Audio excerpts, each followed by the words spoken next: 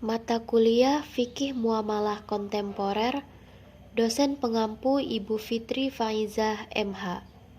Assalamualaikum warahmatullahi wabarakatuh. Kami dari anggota kelompok 1 yang beranggotakan Humaida dengan NIM 2014120263, Ria Kartika dengan NIM 2014120342, dan saya sendiri Zulfa Azharo dengan NIM 2014120291. Di sini kami akan menjelaskan materi kami yang berjudul Teori tentang Hukum Kontrak Syariah atau Akad. Langsung saja pengertian kontrak syariah. Kontrak atau kontrak dalam bahasa Inggris dan overeenkomst dalam bahasa Belanda dalam pengertian yang lebih luas sering dinamakan juga dengan istilah perjanjian. Kontrak merupakan unsur penting dalam suatu perjanjian atau kerjasama. Dengan adanya kontrak akan memberikan kepastian hukum bagi setiap kegiatan usaha di bidang ekonomi, kegiatan usaha perorangan maupun badan pemerintah, swasta, dan koperasi. Maka dengan sendirinya frekuensi pembuatan kontrak ini mendorong orang untuk memikirkan suatu bentuk kontrak yang dapat digunakan untuk melayani kegiatan transaksi secara efektif dan efisien. Bentuk kontrak yang dimaksud ini dikenal sebagai kontrak baku atau standar kontrak. Kontrak baku yaitu perjanjian yang hampir seluruh klausanya dibakukan dan dibuat dalam bentuk formulir.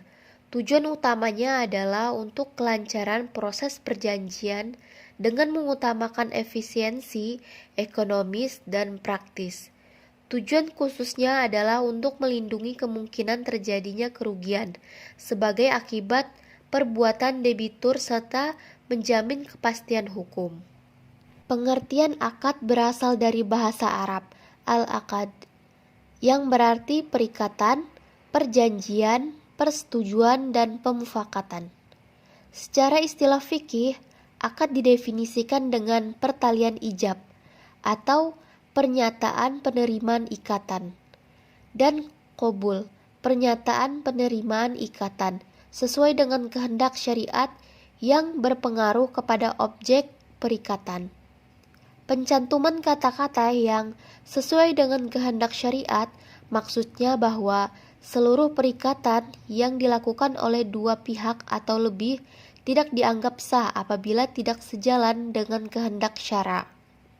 Berdasarkan pengertian tersebut dapat disimpulkan bahwa akad adalah pertalian ijab atau ungkapan tawaran di satu pihak yang mengadakan kontrak dengan qabul atau ungkapan penerimaan oleh pihak-pihak lain yang memberikan pengaruh pada suatu kontrak.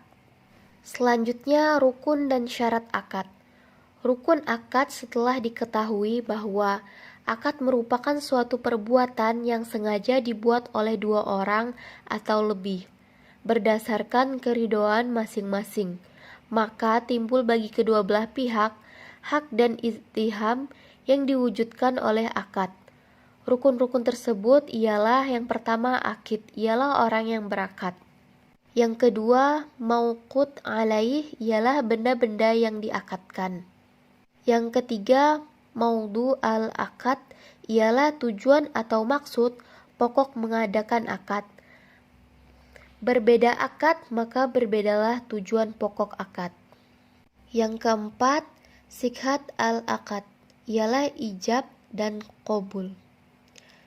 Ijab ialah permulaan penjelasan yang keluar yang dari salah seorang yang berakad sebagai gambaran kehendaknya dalam mengadakan akad. Sedangkan qabul, perkataan yang keluar dari pihak yang berakad pula, yang diucapkan setelah ijab. Syarat-syarat umum yang harus dipenuhi dalam berbagai macam akad yaitu yang pertama, kedua orang yang melakukan akad cakap, bertindak atau ahli. Tidak sah akad orang gila, orang yang berada di bawah pengampunan atau mahjur, karena boros atau lainnya. Yang kedua, yang dijadikan objek akad dapat menerima hukumannya. Yang ketiga, akad itu diizinkan oleh syara, dilakukan oleh orang yang mempunyai hak melakukannya walaupun dia bukan akid yang memiliki barang. Yang keempat, akad tidak dilarang oleh syara. Yang kelima, akad dapat memberikan faedah. Yang keenam, ijab tersebut berjalan terus, tidak dicabut sebelum terjadi qabul. Yang ketujuh, ijab dan qabul bersambung. Jika berpisah sebelum adanya qabul maka batal.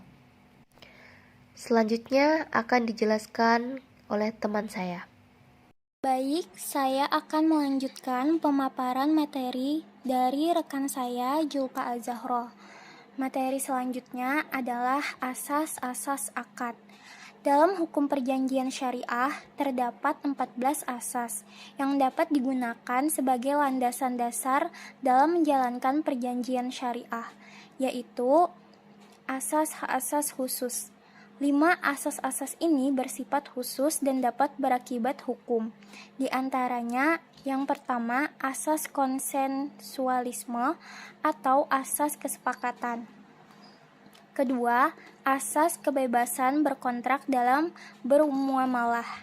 Ketiga, asas perjanjian itu mengikat. Keempat, asas keseimbangan. Kelima, asas kepastian hukum. Selanjutnya, asas-asas umum. 8 asas-asas perjanjian ini bersifat umum dan tidak berakibat hukum. Di antaranya, yang pertama, asas ilahiyah. Kedua, asas kebolehan dalam bermuamalah. Ketiga, asas keadilan. Keempat, asas persamaan dan kesetaraan. Kelima, asas kejujuran. Keenam, asas tertulis. Ketujuh, asas itikat baik atau asas kepercayaan. Kelapan, asas kemanfaatan dan kemaslahatan. Materi selanjutnya, akibat dan batalnya akad. Menurut ulama fikih, setiap akad mempunyai akibat hukum, yaitu tercapainya sasaran yang ingin dicapai sejak semula, seperti perpindahan hak milik dari penjual kepada pembeli. Dan akad itu bersifat mengikat bagi pihak-pihak yang berakad. Tidak boleh dibatalkan kecuali disebabkan hal-hal yang dibenarkan syara, seperti terdapat cacat pada objek akad, atau akad itu tidak memenuhi salah satu rukun atau syarat akad. Dalam hukum perjanjian Islam, seperti halnya dalam hukum lainnya, pada asasnya akibat yang timbul dari suatu perjanjian atau akad hanya berlaku pada para pihak yang membuatnya, dan tidak berlaku terhadap para pihak yang membuatnya, dan tidak berlaku terhadap pihak lain di luar mereka. Hal ini ditegaskan dalam kitab Mursyid Al-Hairan pasal 306 ayat 1, akibat-akibat hukum akad hanya berlaku terhadap para pihak yang membuatnya dan tidak berlaku terhadap pihak lain selain mereka. Pasal 278, orang yang balik dan berakal sehat serta tidak berada di bawah pengampuan dapat membuat akad apapun secara sendiri maupun mewakilkannya kepada orang lain. Barang siapa membuat akad secara sendiri dan untuk dirinya sendiri, maka dialah dan bukan orang lain yang terikat oleh hak-hak dan akibat-akibat hukum yang timbul dari akad tersebut. Baik, di sini saya akan melanjutkan pemaparan materi dari rekan saya Humaida. Bentuk kontrak baku sepihak dalam lembaga keuangan atau perbankan. Perjanjian baku sepihak yaitu perjanjian yang isinya ditentukan oleh pihak yang kuat kedudukannya di dalam perjanjian itu. Pihak kuat di sini ialah pihak kreditur dan lazimnya mempunyai posisi atau ekonomi kuat dibandingkan pihak debitur. Bentuk perjanjian baku sepihak merupakan salah satu bentuk perjanjian yang sangat banyak kita temukan di masyarakat. Contohnya dapat kita lihat dari gambar dalam video ini. Di situ ada contoh dari perjanjian akad jual beli mudharabah. Berdasarkan uraian mengenai perjanjian baku di atas, apabila melihat kembali pada asas-asas dari perjanjian menurut hukum Islam, maka dapat diketahui bahwa tidak adanya kebebasan dalam akad termasuk melanggar asas kebebasan berakad, dan dalam istilah bahasa Arab disebut dengan mabda huriyah atau akud. Pada asas kebebasan berakad, para pihak yang melakukan akad harus memiliki dasar suka sama suka atau kerelaan antara masing-masing pihak. Tidak boleh ada tekanan, paksaan, penipuan, dan misstatement. Pernyataan ini didasarkan pada firman Allah pada Quran Surah An-Nisa ayat 29. Perjanjian baku telah dibuat secara sah, namun tidak memperhatikan salah satu prinsip syariah yang ditetapkan pada produk penerimaan dan produk penyaluran dana pada perbankan syariah, yaitu keseimbangan atau tawazun. Dan juga dalam perjanjian baku setelah dilakukan analisis menurut prinsip syariah termasuk pada perjanjian yang rusak atau fasid, karena perjanjian tersebut telah dibuat secara sah, namun terdapat satu prinsip yang tidak dipenuhi, yang kemudian membuat perjanjian tersebut tidak dapat diterapkan.